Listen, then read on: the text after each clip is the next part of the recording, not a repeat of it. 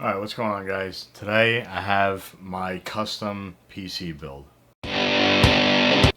Wait. Hold up. Alright, roll it.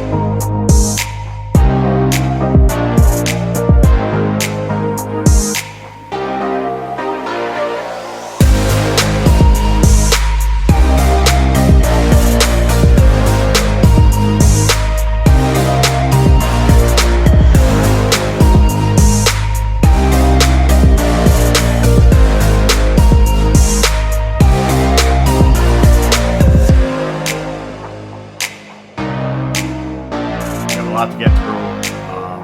I'm just going to give like a basic overview of the entire build. I'm not going to go into any detail on any one particular aspect of this computer, just for time purposes. So if you guys want to see like anything in detail or talked about in detail, any of my opinions on each individual one of these products, let me know. We can do that.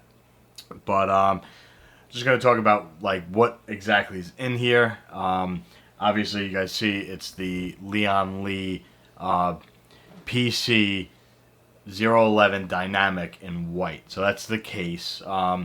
Get that case. It's pretty much on sale now from when I bought it. I built this computer in January 2019. So a lot of the prices that I'm going to tell you are going to be a little bit cheaper because obviously you can get it cheaper. Everything dropped in price.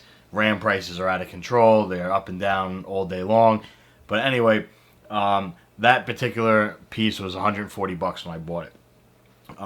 Overall, just the tower build is 2,500. So if you're looking to build some, crazy type like 4K editing monster, this is the route you're going to take. I don't really game at all. I very light gaming. Once in a blue moon, I'll throw on there. That's kind of why I went with the Intel i9, the 9900K. Just because I wanted to have a little bit of both worlds. And everything is completely overkill for what I use it for. I mean, I edit in DaVinci Resolve, and that is a very CPU demanding program. So, other than that, the main hardware, we're running the Asus ROG 6 Maximus Formula motherboard. Yeah, that's a mouthful. That one, when I bought it, was $450 just for the board. And like I said, slapped the Intel i9 in there. And we're running the Cooler Master ML360R all-in-one cooler. So it has the radiator support, which I mounted on the top of the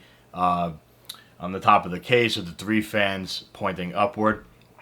So basically it's taking the heat out of the case and directing it through the fan, which is not the best thing in the world to do, but I'm also removing a lot of heat because it's 3 fans out. The vertical part, as you guys can see in the video, those are Iago Halo fans. I bought a 5-pack of them on Amazon for 40 bucks. Very simple. I didn't want nothing crazy. I really didn't want to go like the super RGB route. I just kind of wanted to do like all white lighting on the inside. And those lights are basically just have the halo ring with the white light on it. On the Cooler Master one, I have those set to blue. So I'm kind of doing like my lighting is like a blue and white theme, and then the actual hardware is like a black and white theme. It's just hard to get. The Cooler Master, I couldn't change the color on, so I'm just kind of stuck with that. So I kind of did that blue and white, which is very hard to pick up on the camera because on the Corsair RAM, the light is so bright for the camera to pick up. I just can't get a good shot of it. But in person, the top half of the RAM is in white and the bottom half is in blue. So I like that feature. That's all done through the Corsair app.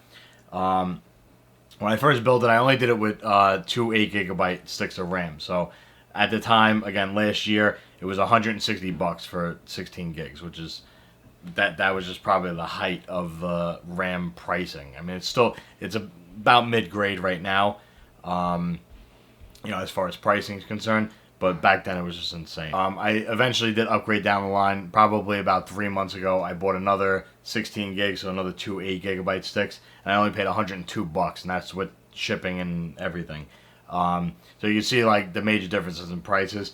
So I'm running 32 gigs fully on there now. I'm eventually going to upgrade all of that. I'm going to take all those bars out and put a 64 pack of RAM in there. Again, overkill when I'm editing even a super long video, whether it be 4K or 1080p. I'm running probably at most like 40%, between 35 and 40% memory usage while I'm editing or while I'm rendering the videos. So nowhere near or any type of reason to upgrade. I'm just, like to upgrade and like throwing new shit in, like buying new stuff and constantly upgrading and trying to stay ahead of the tech market, because literally even now by today's standards it's only a year old and the computer's already outdated and they have all kinds of new shit coming out. I'm running the EVGA GeForce RTX 2070. I just bought the black edition. I didn't see any need to go with the higher end ones. That was $500 by itself. So I forget the top of the line one, or like the TI version or whatever it was. I think it was about $900, and then at the time they only had the 2070 just came out, and then I think it was like maybe 4 months after that the 2080 came out. Now they're coming out with the 3000 series, so I'm not gonna upgrade that. I really don't need it. Like I said, at most I'm running maybe like 20% max of my GPU, so this is way overkill for what I need. And it has the RTX feature, which is the ray tracing, which I know is geared a lot towards gaming, which I really don't do, but that's fine. If I ever decide to go and get some kind of game and everything, I can run it without a problem and be good with that. So we'll move on to storage. I'm running the Samsung Evo 860. That's a 1 terabyte drive. So I paid $147 for that. Again, January of last year. With that, 1 terabyte's more than enough, because that's just basically storing, my temporary files, my editing files, all that stuff. And then once I have it all done, my main programs, obviously my operating system, DaVinci, all that, all of my main programs are all on the hard drive, on the SSD, I'm sorry. And then once I finish editing everything and have it uploaded, I store everything on external drives. So I don't really need or can justify a higher end hard drive. The 1 terabyte is way more than enough space. I never put it more than 50% full. So that hard drive is way more than enough for what I need for my purposes. All this is being powered by the EVGA Supernova 850. This is the Gold Plus, or the G1 Plus.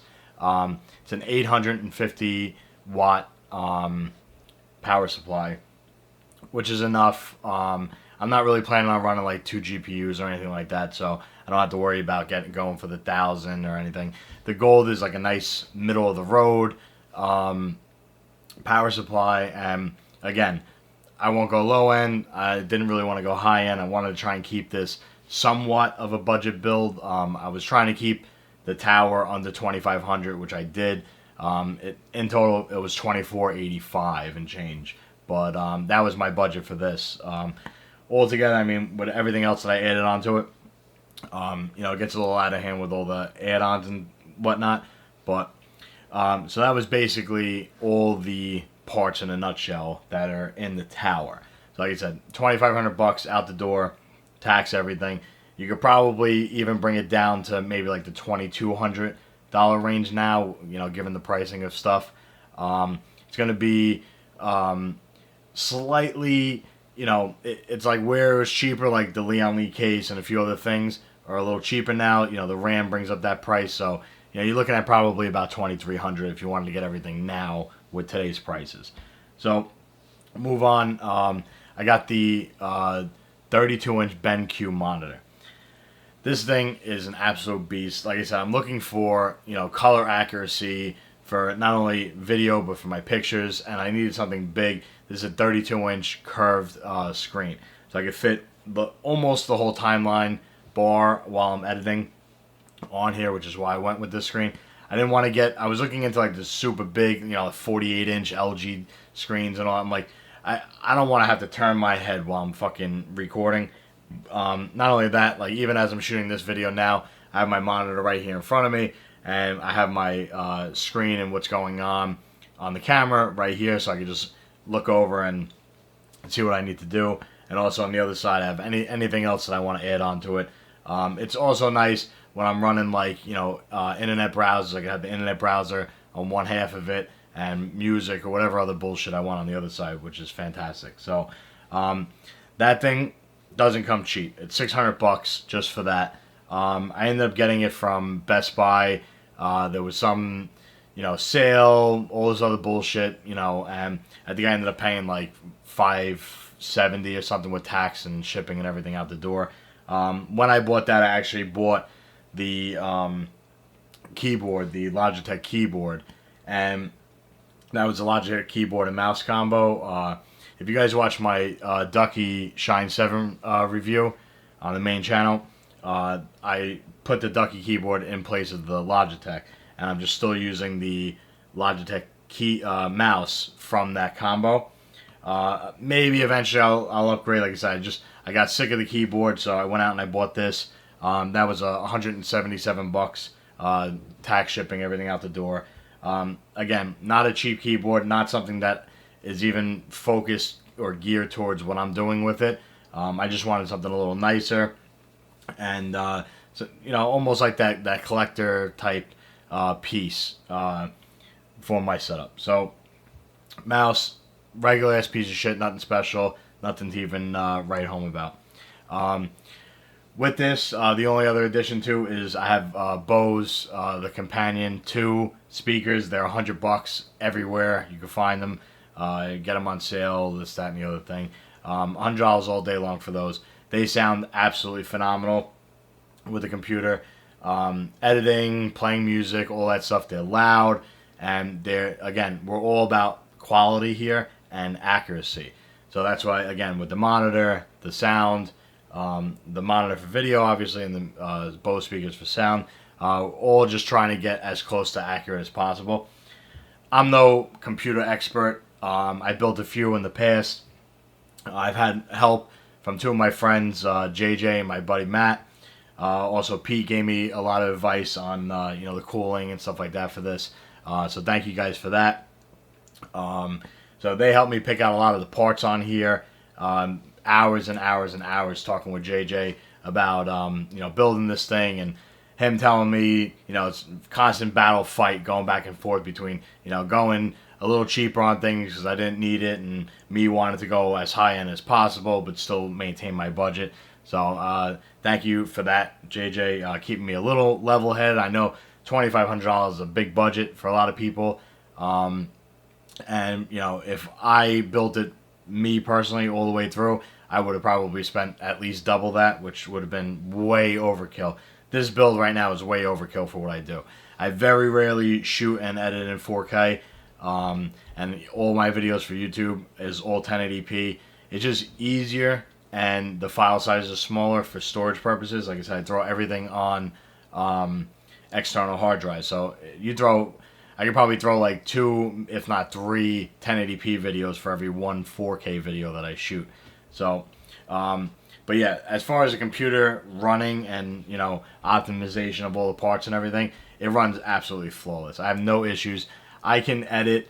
I could render, like, I think it was like a 20-minute video I did last week, and it took me about 4.5, almost 5 minutes to fully render that video in 1080p. 24 frames per second, all that good stuff at a MP4 file format. It's definitely a workhorse, and I get my money's worth out of it. I'm super happy with it. Like I said, if you guys want me to take any part individually and talk about just that one piece, I can do that. Whether any part of this video, just comment down below. Let me know. I can get some kind of video or some kind of review, so to speak, of an individual part. Like I said, I just want to leave this somewhat short. I know this video is a little lengthy, but like I said, a lot to go through. And yeah, so if you guys have any questions, feel free to message me directly, comment down below, try and help you guys out as best as I can. Like I said, I'm no computer expert, but I know what I have, and I have some knowledge on the case. So thank you guys for watching. I hope this helped you pick out your PC build and get a little knowledge into your brain.